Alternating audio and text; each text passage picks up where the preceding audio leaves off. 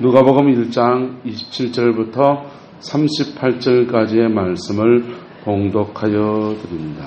다윗의 자손 요셉이라는 사람과 약혼한 처녀에게 이르니 그 처녀의 이름은 마리아라. 그에게 들어가 이르되 은혜를 받은 자여 평안할지어다.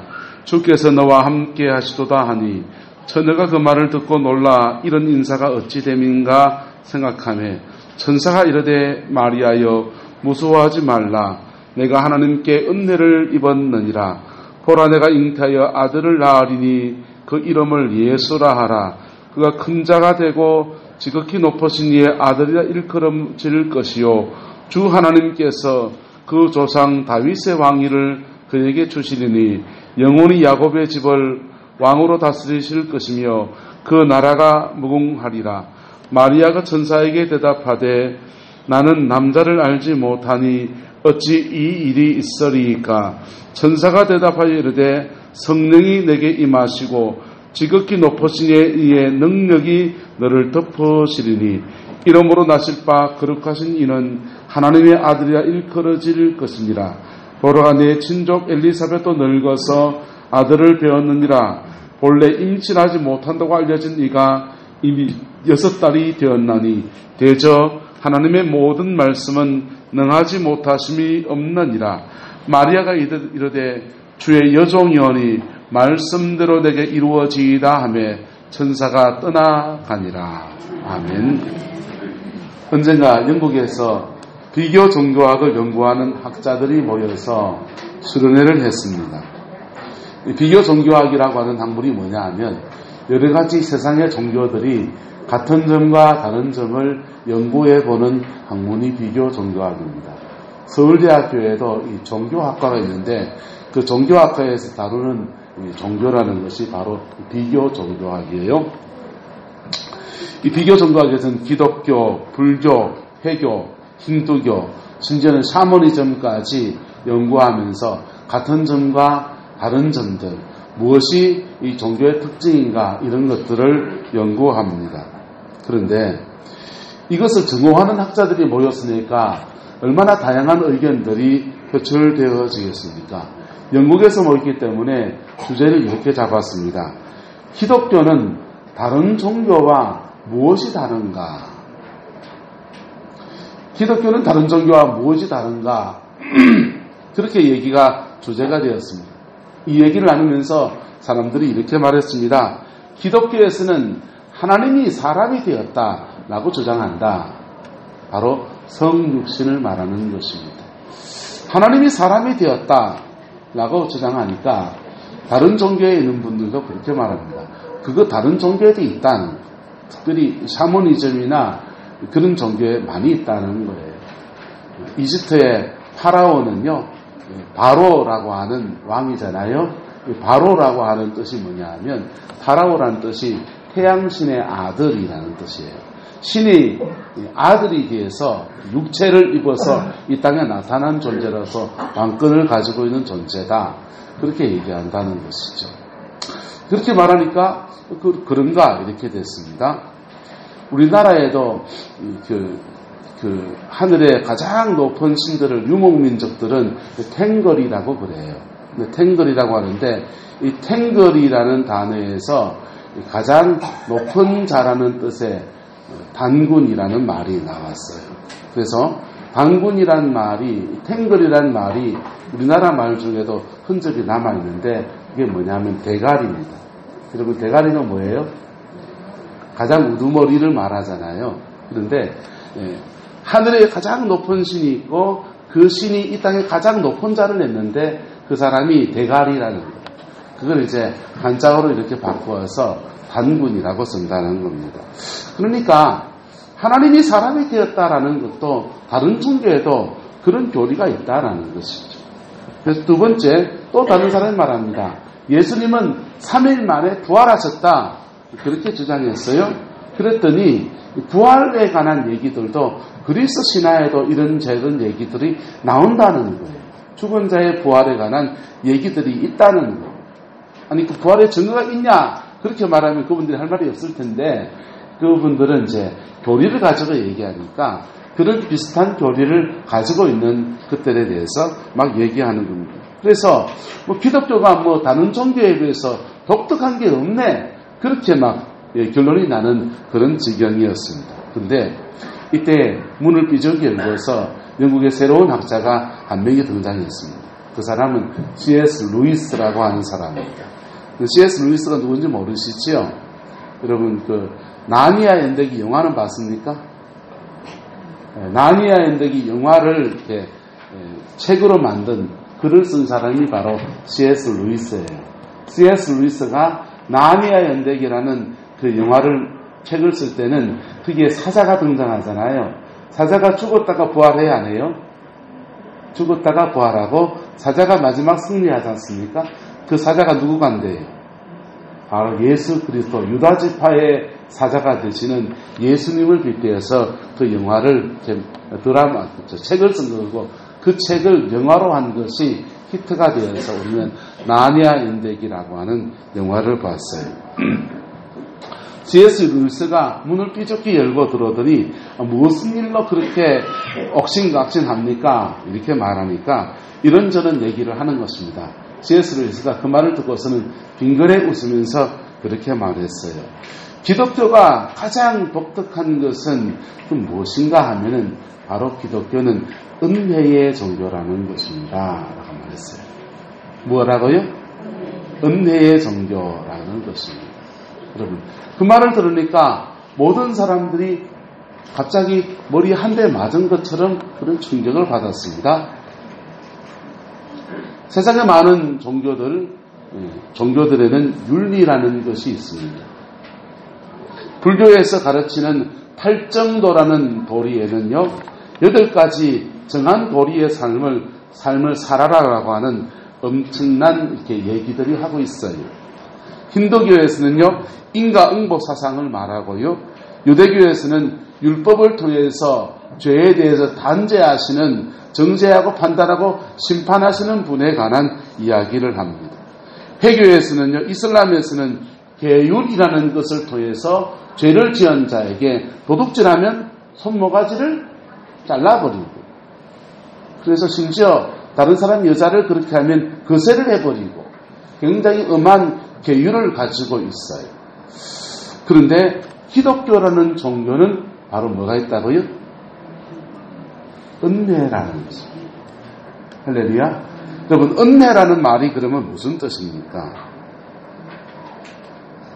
다른 종교는 다 자기 스스로 죄를 벗어나고 죄된 삶을 끊어버리려고 하는 가르침과, 끊으라는 가르침과 그 죄를 짓는 자에게 대해서 이러이러한 벌을 내릴 것이다라고 하는 그 하나님이, 그들 종교의 신이 무서운 신이에요. 무슨 신이라고요? 무서운 신이에요. 그런데 기독교라는 종교는 인간을 하나님이 용서하셨다. 할렐루야. 하나님이 인간을 용서하셨다. 그 용서하기 위해서 하나님 자신이 이 땅에 오셔서 성육신도 하시고, 하나님 자신이 십자가에 죽으시고 부활하시기도 하시고, 용서라고 하는, 은혜라고 하는 이 중심축을 가지고서 이 교리가 형성이 되어 있다. 그 얘기를 C.S. 루이스가 설명을 해준 겁니다. 그때의 사람들은 다른 종교와 아주 특징적이게 다른 것은 바로 기독교가 말하는 하나님은 우리를 용서하시고 긍휼히 여기시고 다시금 기회를 주시는 그런 하나님에 대해서 말하는 것이로구나 라고 이해하게 되었습니다. 여러분, 기독교와 다른 종교를 구별하는 이 극렬한 단어 하나, 은혜라고 하는 단어. 저와 여러분들에게도 이 은혜가 크게 작게 임하여진 줄로 믿습니다. 그 은혜 아래에서 믿음의 아름다운 생을 펼쳐가는 저와 여러분 되시기를 예수님의 이름으로 축복합니다. 오늘 본문에 마리아에게 천사가 와서 하나님의 말씀을 전합니다. 그런데 이 천사가 와서 첫 번째 하는 말이 28절에요. 은혜를 받은 자여 평안할지어다. 30절에는요. 네가 하나님께 은혜를 입었느니라. 하나님의 은혜가 너에게 임했다라고 이야기를 하고 있습니다. 여러분, 구약시대의 성도와 다르게 신약의 이 마리아라고 하는 성도는 하나님의 은혜라는 것이 우리에게 어떻게 임하고 그리고 은혜 아래서 그의 인생을 어떻게 하나님이 이끌어가는지에 대해서 구약시대와 다른 전혀 다른 모델들을 우리에게 보여주고 있습니다. 구약시대에 하나님의 은혜를 입은 많은 하나님의 종들이 있습니다. 다윗도 하나님의 은혜를 입었고요. 요셉도 하나님의 은혜를 입었습니다. 모세도 하나님께 은혜를 입었습니다. 여호수아도 하나님께 은혜를 입었습니다. 아브라함도 하나님께 은혜를 입었습니다. 그런데 구약시대에 하나님의 은혜를 입은 사람들은 하나님이 그의 바깥에 계셨어요. 그의 몸 바깥에 계셨어요. 그러나 신약시대에 하나님의 은혜를 입은 사람은 하나님이 저와 여러분 안에 계십니다. 지금도 저와 여러분 안에 생생히 예수 그리스도의 영, 성령이 함께 하시는 것을 몸으로 느끼고 누리는 사람이 여기 가운데 많은 사람이 누리고 있는 줄로 믿습니다. 근데 이 첫 번째 성령이 그와 함께 하듯이 예수가 그의 몸 안에 함께 하는 것들을 경험한 첫 번째 사람이 바로 마리아라고 하는 것입니다. 마리아의 태중에 함께 하신 예수 그리스도는 우리와 함께 하는 것 조금 다른 듯하며 조금 같은 듯한 그런 모습을 가집니다. 여러분, 성도들이요, 여러 가지 계기를 통해서 하나님께 은혜를 받습니다. 여러분은 무엇을 은혜라고 느낍니까?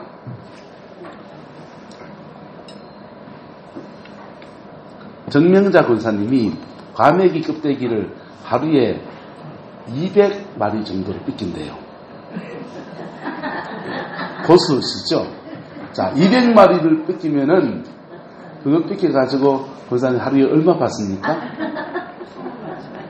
예? 20마리 1,000원. 200마리 삐끼면은 계산해 보이소. 예? 2만원. 예. 자, 정명자 권사님이 20마리 가메기 껍데기를 꺾여서 돈을 2만원을 유단대 증거에서 받았습니다. 그러면은 감사합니다 합니까? 이 은혜를 그럽니까? 예? 감사합니다죠. 감사합니다. 자, 어석 권사님이 시금치를 묶는데 손이 날아다녀요. 도고에 가서 원정 뛰고 그러셨는데 며칠 또 못 가셨어요. 도고에 원정 가셔가지고 시금치 단을 묶었는데 막 신나게 묶었습니다. 그랬더니 권사님 너무 일 잘하신다고 그냥 그하게 저녁을 드시고 가시라면서 그 태백산벽에 가서 갈비탕 하나 딱 대접했어요. 부가로 떳떳한 갈비탕 하나 먹었습니다. 권사님 감사합니다 합니까? 이 은혜를 어찌 갚을까 합니까? 네. 그 정도는 감사하면 되는 거잖아요. 그잖아요? 그런데 은혜라고 하는 이 카리스, 헬라어로 카리스라고 하는 은혜라고 하는 단어는 언제 사용하는가? 은혜라고 하는 단어는 우리가 감당치 못할 뭔가를 받았을 때 그것을 감사를 넘어서는 은혜라는 말을 사용하곤 합니다. 좀 속된 말을 해서 죄송합니다. 임금님이 왕궁에 있으면서 그 왕궁에 여러 이렇게 여자들이 있지 않습니까? 밥 짓는 사람도 있고, 약하는 사람도 있고, 뭐 이런 사람들, 시종을 드는 많은 사람들이 있습니다. 그런데 그 시종들 드는 사람들이 로망이 있어요. 로망이 뭐냐? 임금님 눈에 들어서 그냥 하룻밤 동침을 하면은 그것을 그 사람들이 뭐라 그럽니까? 성은을 입었다 그런다. 그리고는요, 갑자기 무수리에서 신불이 상승해서 비가 되었어요. 그것도 정실 왕비는 아니고 어쨌든 그래도 자기 신분에 거의 노예 같은 신분에서 전혀 다른 신분의 인생이 펼쳐지기 때문에 그들 입장에서는 그것을 성은을 입었다 이렇게 말합니다. 우리가 하나님으로부터 우리가 수고한 것에 대해서 응답하실 때는 하나님께 감사합니다 하면 돼요. 하나님은 여러분이 수고한 것에 대해서 정확하게 갚아주시는 분이십니다. 할렐루야. 그래서 우리가 손이 수고하면 수고한 대로 받아야 됩니까? 안 받아야 됩니까? 받아야 돼요. 죄를 지었으면 죄에 대해서 받아야 됩니까? 안 받아야 됩니까? 받아야 돼요. 그런데 선하게 했으면요, 선하게 한 대로 받아야 돼요. 이게 권선징악적인 진리가 기독교 진리 안에 있습니다. 할렐루야. 여기 율법이에요. 율법의 법에 따라서 우리가 하나님께 당연히 받아야 될 것들을 기도를 많이 하면 능력을 받고, 하나님께 헌금을 많이 드리고 물질을 심은 자에게는 하나님 물질의 축복을 주시고, 그에 하나님께서 상응하게 주시는 것들을 받는 것을 우리는 감사라고 하는 것입니다. 감사. 그런데 은혜라는 언제 작동하는 것이냐? 우리가 받을 수 없는 너무나 좋은 것을 받았을 때에 이것을 은혜라고 하는 것입니다. 우리에게 죄인인데 그냥 그 죄가 갑자기 사라져버렸어요. 사면되어버리고 용서받았습니다. 그러면 그것을 뭐라고 합니까? 은혜를 받았다라고 하는 것입니다. 이게 은혜가 너무 남발되어지면 질서가, 은혜를 교묘하게 이용해 먹는 사람들 때문에 질서가 사라지기도 해요. 우리나라의 법에는 6월 15일 우리가 광복절을 맞이해서 가끔씩 대통령이 대사면령을 내리곤 합니다. 어떤 사람들에게는 그날 모범수라든지 이런 분들은요, 그냥 사면이 떨어지는, 최순실 씨가 벌금이 1,000억 가까이 돈이 이렇게 벌금이 매겨졌어요. 그리고는 감옥 안에서 그 수십 년을 살아야 된다고 선고하니까 법원에서 그냥 깽판을 쳤습니다. 그런데 깽판 치면은 자꾸 이렇게 모범수로 나올 수 있는 그것이 기회가 적어질까요? 많아질까요? 모범수로 나올 기회를 점점 잃어버립니다. 자기에게 주어진 벌을 묵묵히 감당해 나가고, 그리고 성실하게 그것을 이행해 나가고 그러면은 나라에서도 법을 탄력적으로 적용해서 사면의 시기에 사면을 하는 거예요. 감옥에 있는 사람들은 이 사면 받는 것이 그들에게 로망입니다. 그런데 이런 사면을 갑자기 그들에게 확 주어지게 될 때 그것을 뭐라고 한다고요? 은혜라고 합니다. 할렐루야.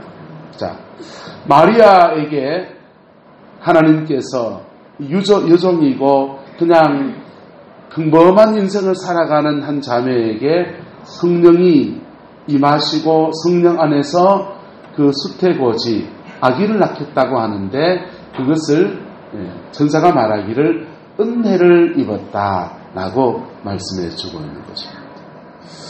이것은 바로 하나님이 우리 육체 안에 들어오시는 첫 번째, 아담 이후로 첫 번째 사건이 되어진 겁니다. 저와 여러분들도 거듭날 때에 성령 안에서 하나님의 영이 우리 안에 들어오시는 은혜를 입게 되었어요. 할렐루야. 이 구약시대의 성도들은 성령을 받은 사람도 있지만은 그 성령이 그들 속에 계시지 않고 그들 바깥에 계셨다. 그런데 오늘 우리 시대에는요, 성령이 우리 안에 계십니다. 할렐루야. 거듭난 사람 안에 거하시는 것. 바로 저와 여러분들이 하나님으로부터 은혜를 입은 자입니다.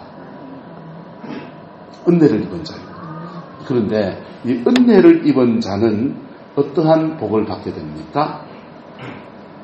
28절에 보시면요, 주께서 너와 함께 하시도다. 하나님께 은혜를 입은 사람의 첫 번째 특징은 그의 삶에 하나님이 함께하는, 주께서 함께하시는 삶이 펼쳐지게 됩니다. 여러분, 예수님을 믿고 거듭난 그날부터 저와 여러분의 영혼 속에 하나님의 영이 함께하며 여러분의 생활과 삶의 모든 일 속에서 기쁜 때나 즐거운 때나 괴로울 때나 슬플 때나 심지어 죄를 지었을 때에도 하나님은 떠나지 아니하시고 저와 여러분 안에 함께하는 줄 믿습니다. 은혜를 받은 사람의 특징이 바로 하나님이 그와 함께하신다라고 하는 것입니다. 여러분, 구원이 뭐라고 생각합니까? 죽어서 천당 가는 거요?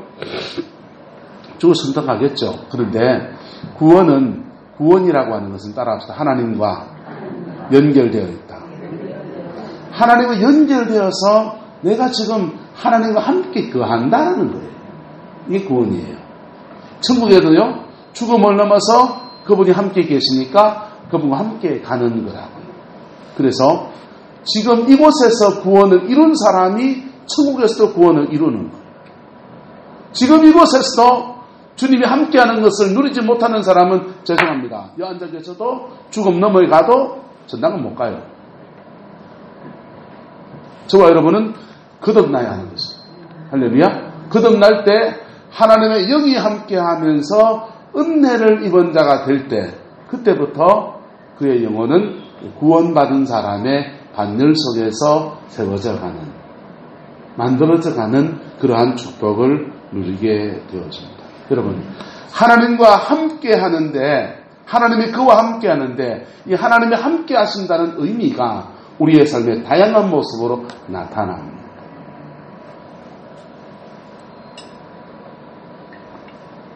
은혜를 입은 사람은요, 그때부터 은혜 아래에서 살아가는 법을 그가 배워야 돼요. 은혜를 입은 사람은요, 성령이 그의 영혼 속에 말할 수 없는 기쁨도 주세요. 은혜를 입은 사람은요, 하나님께서 그의 질병도 치료하세요. 은혜를 입은 사람은요, 하나님이 그의 삶 속에서 원수의 세력도 내쫓으시고 모든 것을 회복시킨 역사도 일으켜주세요.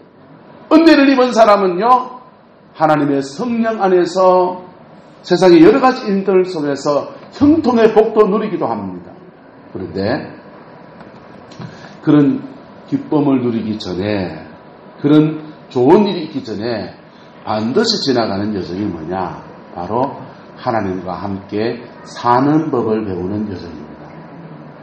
마리아는요, 이 은혜를 입었습니다. 그리고 예수님을 잉태하게 되었습니다. 그 당시에 10몇 살쯤 되는 사춘기를 각지낸 그런 소녀거든요, 마리아가요. 그런데 이런 소녀가 정혼을 했단 말이에요. 유대에 보면은 정혼을 하고 난 뒤에 실제 결혼식까지는 1년간의 시간이 있습니다. 1년간의 시간 동안 남자도 집에서 준비하고 여자도 신부 수업을 하면서 준비하는 거예요. 그런데 이 정혼 기간에 문제가 생겨서 갈라지게 되면 이혼으로 처리했어요. 그리고 정혼 기간 동안에 자기를 잘 단장하고 준비해 나가야 될 여정입니다. 정혼 기간 동안에는 신방을 꾸미지를 않아요. 신방을 꾸미지도 않았는데 갑자기 배가 이렇게 불러옵니다. 처녀가 아기를 가진 것입니다. 그것을 요셉이 알게 되었어요. 가족들이 알게 되었어요. 마리아가 졸지에 무슨 사람이 되는 겁니까? 수치를 당하게 되는 것이죠.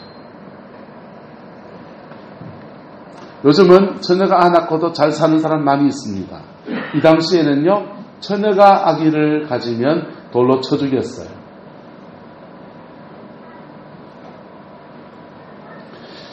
그런데 마리아가 예수님을 가지고 있는 그 상황이, 잉태한 그 상황이 그에게는 그것 자체가 위기인 것입니다. 그 위기를 어떤 것들은 그가 해결할 수 있는 문제입니까? 없는 문제입니까? 없는 문제인데 이것을 하나님께서 도와주십니다. 누구를 통해서?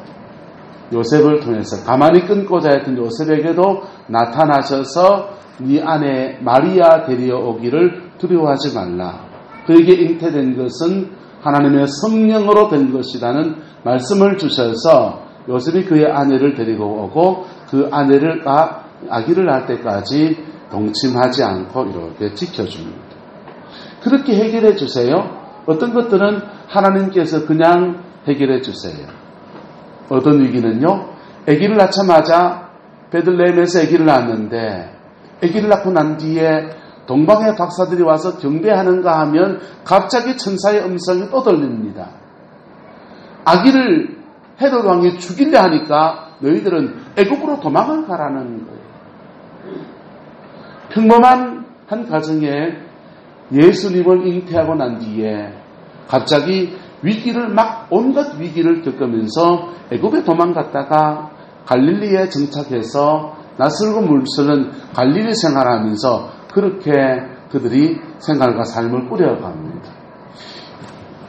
예수님을 잉태하고서 우리가 믿음의 생활을 해가는데 우리에게 영혼의 구원을 주시고 은혜를 주셔서 은혜 아래서 헤쳐나갈 수 있는 힘도 주시고 능력도 주시는 좋은 일도 있지만은 우리가 예수님을 모셨다라고 하는 것은요, 우리의 삶에 따라서 헤쳐나갈 과제가 주어집니다.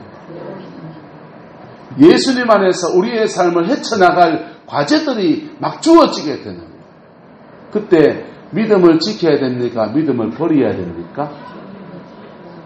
그때 믿음을 지키는 저와 여러분 되시기를 예수님의 이름으로 축복합니다.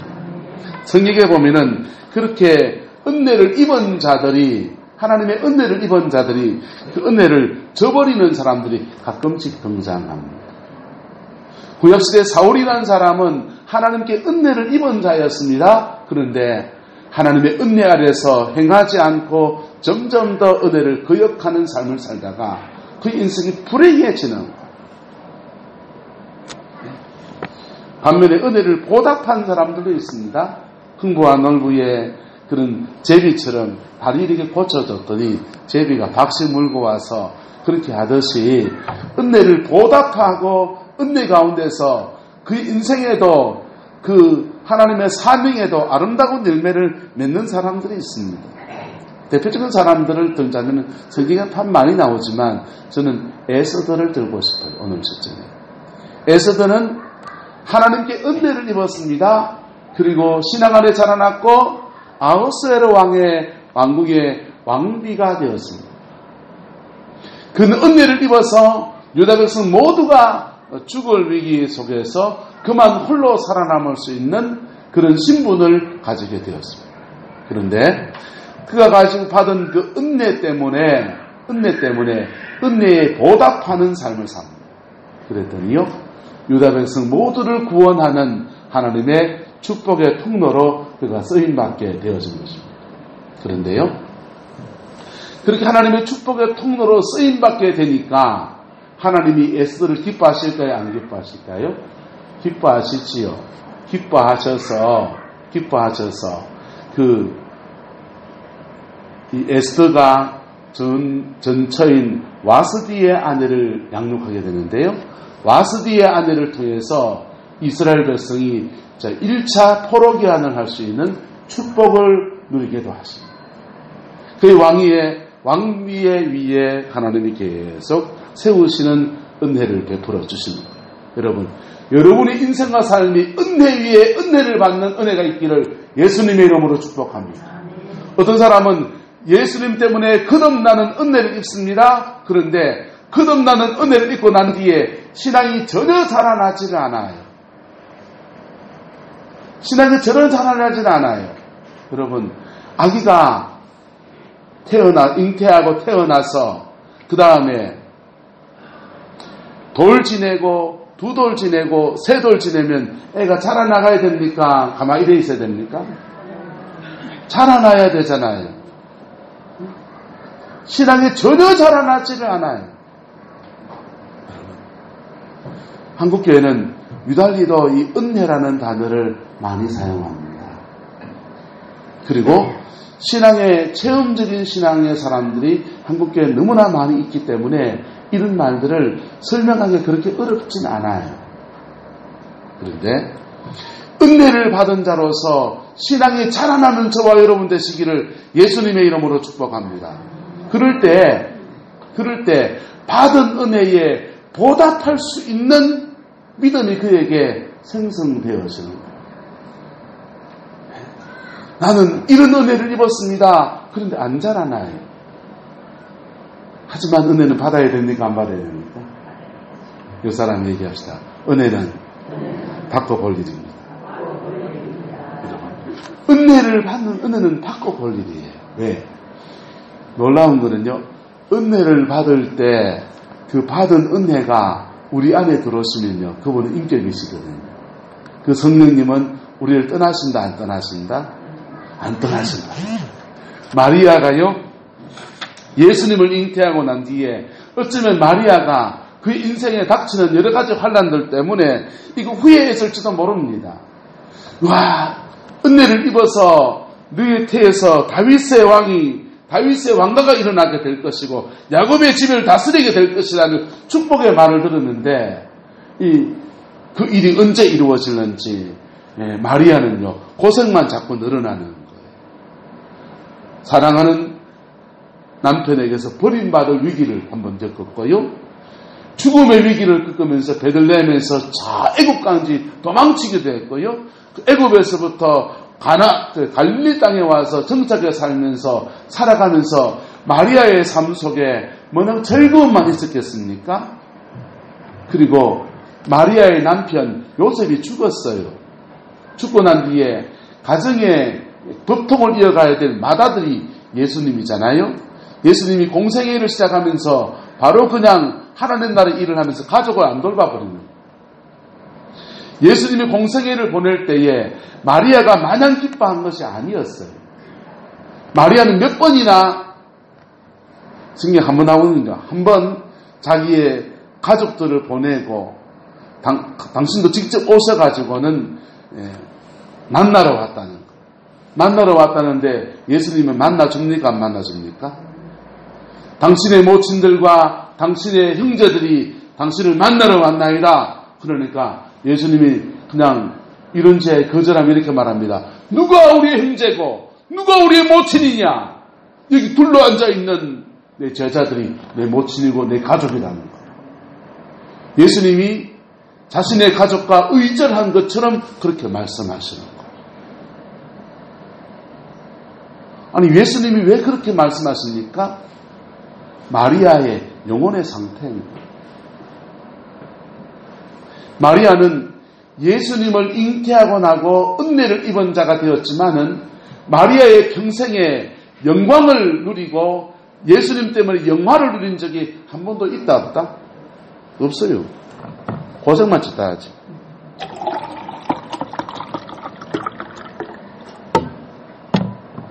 우리는 은혜를 받을 때 얼떨결에 은혜를 받기도 합니다.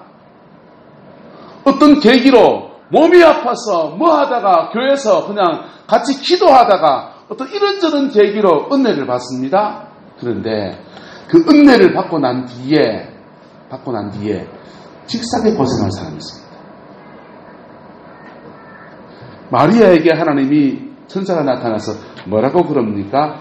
너를 쓰겠다고 합니까? 너희 후대를 쓰겠다고 합니까? 누굴 쓰겠다 그래요? 네 안 쓰고 너 태에서 날 자가 그렇다는 거예요. 그러면요.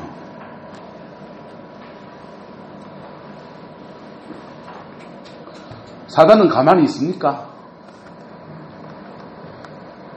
마귀는 자기 나라가 뺏기는데 가만히 있습니까? 걔는 걔대로 자기 일들을 해야 돼요. 그래서 특별히 신앙 안에서 오늘 여기도 당대의 신앙생활 하신 분들이 많이 계십니다. 이런 분들은요, 믿음 생활해 가는데 죄송합니다. 별로 별 볼 일이 별로 없을 수가 많이 있습니다. 그런데 하나님 앞에서는 의미 없는 것이 아닙니다. 할렐루야. 하나님 앞에서는 가장 복된 것입니다.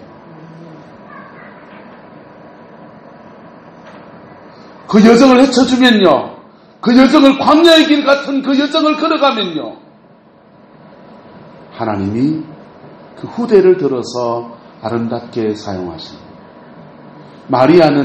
마리아의 사명이 지금 그거예요. 너를 들어서는 것은 아주 작은 분량이고 너희 후대를 들어서는 마치 불쏘시개와 같은 역할을 하는 거라는 것입니다. 이 여정을 걸어갈 때 그러나 마리아가 지치고 낙심할 때도 있고 저도 여러분들은 근엄난 사람이지만은 인생의 여정 속에 낙심할 때도 지칠 때도 있고 왜 가도 광야뿐이고 왜 가도 고생뿐이고 이런 여정을 계속 가야 되나 내가 그때 은혜를 받지 말걸 그런 생각도 들기도 하는 것이 우리의 현실이에요. 그런데요 하나님은 기억하십니다. 할렐루야. 하나님은 기억하십니다. 마리아에게 이렇게 약속하시고 언제 이 일이 이루어질까 하던 것들이요 30년 세월을 지내서 그의 아들 예수 그리스도를 통해서 이스라엘 역사 안에 펼쳐지기 시작합니다. 30년 세월 동안요 마리아는 이름 없는 한 여인으로서 그냥 살아가는 거예요. 평범한 한 가정 안에서 평범한 듯이 보이는 믿음의 삶을 살면서 때로는 생명의 위협과 어려움과 고통 중에서 믿음의 여정을 가는 겁니다. 네, 하나님은 뭐 하신다? 기억하시는 겁니다. 지치고 낙심할 때마다 선지자 시몬을 통해서 안나를 통해서 또 다른 사람을 통해서 또 그가 기도하면서 그 영혼에 울림을 주시고 깨우침을 주시고 그것 붙들고 또 여정을 걸어가는 것입니다. 한 걸음 한 걸음 그렇게 걸었던 세월이 30년이 지나니까 예수님께서 공생애를 시작합니다. 공생애를 시작하니까요 마리가 너무 기뻤습니다. 이제 드디어 때가 왔구나. 30년 동안 기도하고 이끌어왔던 여정을 하나님이 드디어 풀어가시는구나. 그래가지고는요 결혼식에 초대를 받지 않습니까? 결혼식에 초대받았는데 그 결혼식장에 포도주가 다 떨어졌습니다. 잔치집에 우리나라는 전라도는 잔치집에는 홍어가 빠지면 안 되고 경상도 여기는 잔치집에 뭐가 빠지면 안 됩니까? 과메기가 빠지면 안 됩니까? 뭐가 빠지면 안 됩니까? 어쨌든 그거 빠지면 안 되듯이 개복치 그러듯이 이 이스라엘 지방에는 잔치집에 포도주가 떨어지면 안 돼요. 그것도 좋은 포도주를 준비해서 기쁨의 잔치를 해야 됩니다. 그런데요 이 포도주가 툭 떨어진 겁니다. 그때 예수님은 앞에 아직도 세상 앞에 무슨 기적이나 이적을 한 번도 행하지 않으시고요 그저 몇몇 제자들과 말씀을 나누고 있는 이런 중이었는데 마리아가 찾아와가지고는요 예수님에게 여기 좀 뭘 좀 해달라고 그럽니다. 네. 어머니가 가지고 있는 누구에 대한 기대심이요? 아들에 대한 기대심. 여러분, 지금부터 마리아는 예수님이 정말 다윗의 위를 앉아서 이스라엘을 통치하시고 민족을 회복시키시고 자기도 이제 무슨 때가 왔다? 꽃피고 세우는 순사물 호시들이 오지 않겠나라고 기대했을지 모릅니다. 그런데 그 예수님이 공생애를 시작하면서부터 또 다른 핍박이 그들에게 몰려옵니다. 또 다른 상황들이 그들에게 몰려옵니다. 그래서 공생애 하고 있는 예수님 찾아가가지고는 너 고향에 돌아오든지 아니면 하려면은 예루살렘 가서 화끈하게 하면서 다윗의 왕위를 회복하고 그래서 예언한 대로 한번 보란 듯이 해보라고 그렇게 막 보내요. 자, 우리와 똑같은 연약함을 가지고 있다 없다? 우리와 똑같은 연약함을 가지고 있는 여인입니다. 할렐루야. 그런데 하나님은 그 은혜 받은 자를 그 은혜의 분량 안에서 그를 사용하시고 계속 이끌어 가셔서 마리아를 결국은 초대교회의 지도자로 들어서시는 은총을 허락하셨습니다. 저와 여러분이 거듭났습니다. 예수 믿고 거듭나고 나면 뭐가 잘 됐는데? 예수 믿고 쫄딱 망할 수도 있어요. 예수 믿고 인생에 어려움 많이 겪을 수도 있어요. 왜요? 여러분의 영혼과 여러분의 삶을 잡고 있는 원수 마귀는 놀고 있지 않아요. 그리고 우리도 예수 믿기 전에 옛 습관과 죄된 삶들이 정리되지 아니하면 하나님이 그들의 삶을 축복할 수가 없어요. 다루셔야 돼요. 그래서 우리 인생에 이런 광야 저런 광야 한 곱이 넘으면 또 한 곱이 오고 그냥 줄줄이 아스팔트처럼 아리랑 고개를 몇 번이나 넘어가는 그런 여정을 갈 수도 있어요. 어쩌면 그것이 그 여정이 여러분도 당대의 사람들은 여러분도 여러분 대해서 못 끝내고 그 자녀 대해서 넘어가는 수가 있어요. 저도 그럴 수 있다고 생각합니다. 그러나 은혜는 바꿔버립니다. 할렐루야. 그나마 은혜라도 받아놔야 내 영혼의 구원을 이루어요. 그나마 은혜라도 받아놔야 하나님이 내 인생 가운데서 행하실 일들의 출발점을 제대로 가지는 거라. 은혜를 못 받으면요, 이 출발점 자체가 생성되지 않는 거예요. 여러분, 예수 믿고 여러분 영적 전쟁을 치러봤습니까? 예수 믿고 기도하면서 사단 마귀와 한번 싸워봤습니까? 여러분 삶을 괴롭히는 원수의 세력과 한번 부딪혀봤습니까? 그거 제대로 안 부딪힌 사람은요, 여러분 별로 자기 삶에 예수 믿어도 성취가 별로 없어요. 왜냐하면요, 하나님의 영적인 이끄심의 때가 광야를 제대로 못 지나갔기 때문에 별로 영적인 유산도 별로 없어요. 성령의 인도하심 따라서 걸어가는 저와 여러분 되기를 축복합니다. 성령의 인도함 따라가다 보면 어떤 순간에는요, 우리의 영적인 시즌 안에서 영적 전쟁을 치열하게 치르게 하신다. 마리아도 치렀어요. 예수님을 가족에 둔 채로 요셉도 치렀어요. 바로 거듭난 사람은 그 여정을 걸어가는 거예요.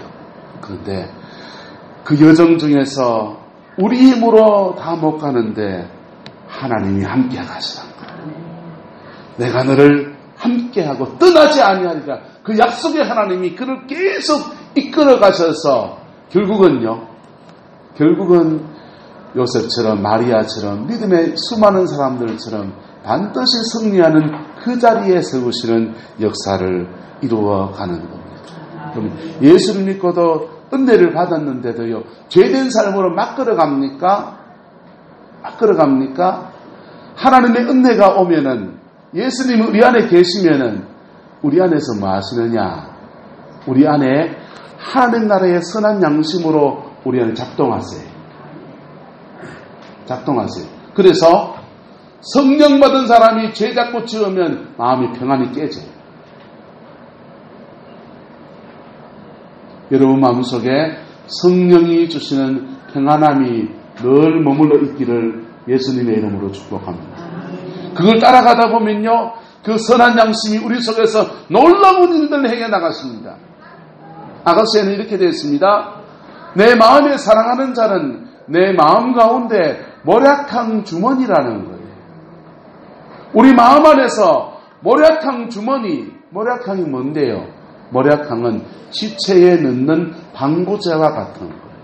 이 험한 세상 살아가면서 죄로 빠질 위협과 육신적인 쾌락과 안목의 정욕과 그런 속에 끌리고 싶은 마음이 우리 마음속에 순간순간 일어나고, 그런데 모략한 주머니가 우리 안에 역사하면요, 거기에 이러면 안 되는데 하는 생각이 우리의 계획이었죠. 그리고 그 말씀을 붙들고 믿음으로 분투하기 시작하면 성령이 확 끌어가시기 시작합니다. 그러면서 승리하는 그리스도인의 삶이 그에게 이루어지는 거예요. 한번 따라서 승리는 그냥 이루어지지 않습니다. 그냥 안 이루어져요. 예수 믿고 10년입니다. 20년입니다. 그것 갖고 그냥 이루어지지 않아요. 믿음 안에서 마리아가 치열하게 살았던 삶의 여정 안에서 예수님이 오실 그 길이 그 육체 안에서 이렇게 이루어져 가면서 만삭되어서 베들레헴에 순산했던 것처럼 저와 여러분 안에 거듭날 때 들어오신 예수의 그 영이 우리 안에서 역사해가는 여정들을 쭉 걸어가면서 우리의 삶에도 똑같은 믿음의 열매들이 맺어지게 되는 것입니다. 여러분, 하나님의 은혜를 받았습니까? 그 은혜 아래서 여러분의 삶에 열매 있는 생활 되기를 예수님의 이름으로 축복합니다.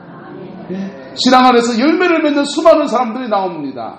하나님의 은혜를 갖고서 그 은혜 아래서 다윗도 열매를 맺고요, 바울도 열매를 맺고 베드로도 열매를 맺고요, 다 믿음의 사람들이 자기 인생에 하나님이 원하시는 아름다운 열매를 맺습니다. 그에게도 그것이 너무나 만족한 축복인 것입니다. 그 복을 받아 누리는 저와 여러분 되시기를 예수님의 이름으로 축복합니다. 이 길을 걸어갔던 마리아의 인생이 우리의 인생이 되기를 주님의 이름으로 축원합니다. 기도하겠습니다. 사랑과 은혜가 많으신 아버지 하나님, 오늘도 마리아를 통해서 우리의 신앙생활의 여정들을 생각하여 봅니다. 주님, 우리의 삶에 은혜를 주시옵소서. 예수님 안에서 가장 복된 여정으로 우리 믿음을 끌어 인도하여 주시고 예수님 안에 승리하는 믿음의 여정 되게 역사해 주시며 마침내 열매 맺는 저희들 되게 하나님 축복하여 주시옵소서. 마리아의 인생 여정에 끝까지 함께 하셨던 하나님의 은혜가 그를 그되게 했던 것처럼 우리 안에서 역사하시고 끝까지 우리를 우리 되게 하시는 그 역사가 우리를 우리 되게 하시는 그 은총으로 이끌어 줄 믿습니다. 성령님 역사해 주시고 주장하여 주옵소서. 여호와께서 함께해 주시기 원합니다. 지금은 우리 주 예수 그리스도의 은혜와 우리 하나님의 그 크신 사랑과 성령 하나님의 내주 교통하시며 우리의 삶을 진리 가운데 이끄시며 우리 안에 오셔서 진정 은혜 받은 자의 여정으로 이끌어 가시는 그 놀라운 역사가 오늘 믿음으로 예배를 드리고 이 말씀을 믿음으로 받는 성광의 모든 성도들 위해 가정과 삶의 모든 자리들 위해 지금부터 영원토록 함께 계시기를 간절히 축원하옵나이다.